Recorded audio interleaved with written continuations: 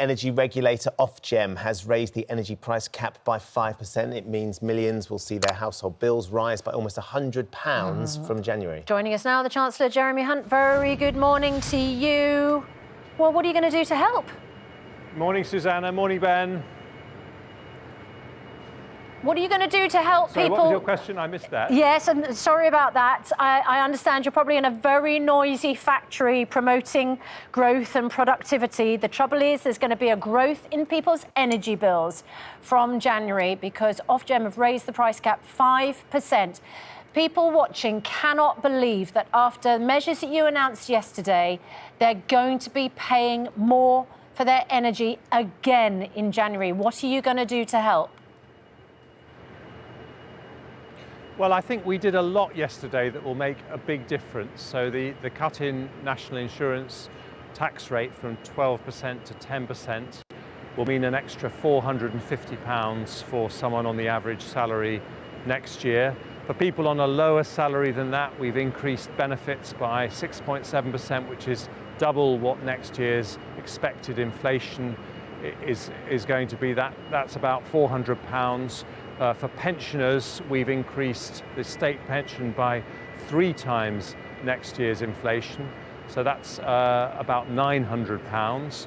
And for people on the national living wage, the lowest wage that you can legally pay someone, the increase to £11.44 means that if they're working full-time, they'll get an extra £1,800. So I think taken together, you can see there are a lot of things that will help people with the cost of living pressures, as well as do what I want to talk about being at this Airbus factory in North Wales, which is promote growth and the long-term prospects and our long-term prosperity as a country. The problem for our viewers, though, Mr. Hunt, is long-term isn't what they're dealing with right now. It's the short-term. It's the cost of living crisis. It's the fact that they've woken up this morning. Yes, you've announced this reduction in national insurance, but already they've been faced with this hike in their energy bills, an energy bill that we're going to be paying more for now than ever before. Some of our viewers getting in touch this morning, immediately saying, Tricia, for example, why is the government taking away warm home discount from some of the disabled? I have severe arthritis. I'm already struggling with the heating of my home. An added 5% will take me over the edge. It's already heating or eating. It's not even the end of November yet, and that's the position Tricia is in. Well, the reduction in the national insurance from 12% to 10% takes place from the beginning of January, so that is a very quick impact. And as I said, we're doing lots of things to help people on benefits. I think the broader question in terms of people with disabilities and illnesses is that we want to help them find their way back to work. And so we're spending £2.5 billion. We're going to help 500,000 people, for example, get help with mental illness to help them get back into work. We think that is better for people's mental illness in the long run, to be back in jobs, back in the world of work. So it's a very important welfare reform. I've heard a number of people with mental health problems say that actually this is forcing people back into work. It's a clampdown on benefits. Also, just want to put to you, Chancellor, that this is going to be the highest tax burden since the Second World War. The OBR states in their budget document, while personal and business tax cuts reduce the tax burden by 0.5 percentage point, it still rises in each of the next 5 years to a post-war high of 38% of gross domestic product. This is because you have the tax thresholds frozen, so people are actually paying income tax sooner, and they're paying more tax. I mean, Martin Lewis says the only way you can believe that you announced a tax cut yesterday is if you have blinkers on. Well, it was right to help families through COVID with the furlough scheme. It was right to help people through the cost of living crisis caused by the war in Ukraine, nearly £4,000 for the average family in the country. But it's also right to take difficult decisions involving thresholds, raising taxes in order to pay down the COVID debts. That's the responsible thing to do. But you know, what I did yesterday was significant because the economy has performed better than many people expected. I'm able to start to bring down taxes. We're not going to get all the way there in one go, but under a Conservative government, we will bring down taxes when we responsibly can, not just because it's more money in people's pockets, but also because we think when you cut taxes on business, on companies like Airbus, where I am now in North Wales, that means they invest more in the UK. I mean, one of the top executives from Airbus said to me this morning that I'd made her job... Hang on, Susanna, it's important. One of the top executives said I'd made her job easier in terms of attracting investment into the UK. Okay, that's great. Because I did the biggest ever business tax cut yesterday. Yeah, but we're talking... and I'm sure that's very helpful for businesses, but our viewers are worried about their taxes. I know you've announced this cut in national insurance, but why didn't you increase, for instance, the personal allowance? These tax thresholds have been fixed for 2 years, and inflation means that prices are continually going up. Food price inflation is making bills unaffordable.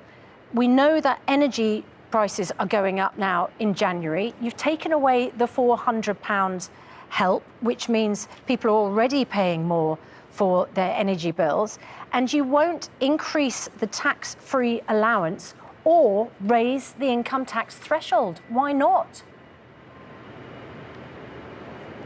Because what your viewers, what everyone needs in every corner of the country is good jobs with decent salaries where you get really good training. And that means you have to have a government that takes long-term decisions to attract investment into the UK. The measures, the 110 measures I took yesterday, will increase investment by about £20 billion a year. I fully accept these are long-term decisions. When I was in a position to start cutting taxes, I could have chosen, crowd-pleasing taxes. I could have unfrozen some of those thresholds. I could have done things like inheritance tax. I chose to cut the taxes that will make the best long-term difference to our growth and prosperity. You haven't and got I long. accept those aren't necessarily the taxes on the tip of everyone's tongues. You haven't but got they long are the because the taxes general that will election make the biggest difference is to coming our next year. long-term prosperity, and that's why I chose them. And people haven't got long. I mean, the cost of living crisis is the biggest issue for people right now.